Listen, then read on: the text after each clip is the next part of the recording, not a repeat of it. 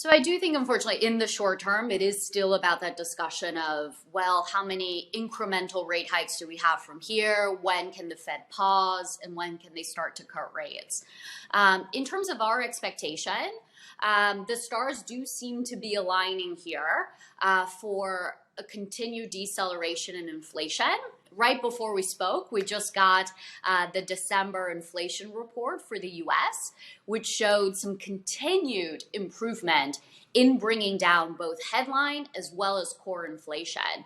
So it really does seem like we hit the peak in inflation in the middle of last year, and we are seeing less inflationary pressure from goods, from commodity prices, and from parts of core services. We're also starting to see some softening in the jobs market, and especially around wage growth.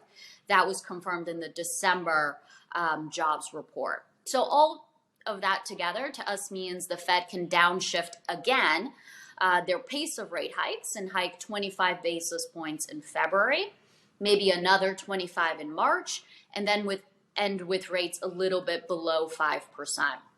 But I do think it's still hard to have a lot of conviction about that, as well as what that means for the economy, whether it does end up generating a recession towards the middle of the year or not.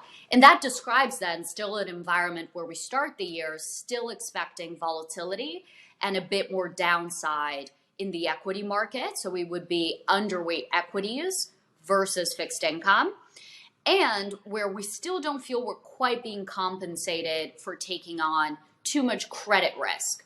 So where we would be focused on higher quality parts of fixed income, so investment grade bonds versus high yield bonds. It's still a defensive start to the year. Got it. Okay, great. I think that rounds off the asset allocation sort of outlook then for both short term and long term. And based on that overall outlook, I saw your recent CNBC interview where you said that we've returned to the old era of investing, as you mentioned at the start of the call.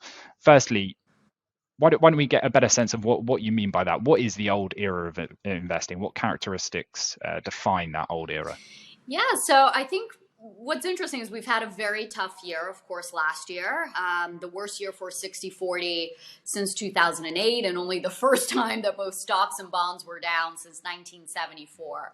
But if you actually sift through that and speaking with our portfolio managers, they're actually excited because there's reward again in their style of active management, which focuses on valuations, which matter again, which focuses on fundamental analysis, which businesses have a path to profitability, which ones don't, which ones have too much leverage, which ones don't, and one where multi-asset allocators are rewarded for thinking about whether you're being compensated for taking on risk or not.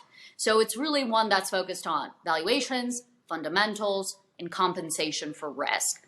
Ultimately, I think I would sum it up as returning to the era of alpha over beta, and an era where multiple companies can do well, multiple sectors, multiple styles, multiple countries, multiple assets.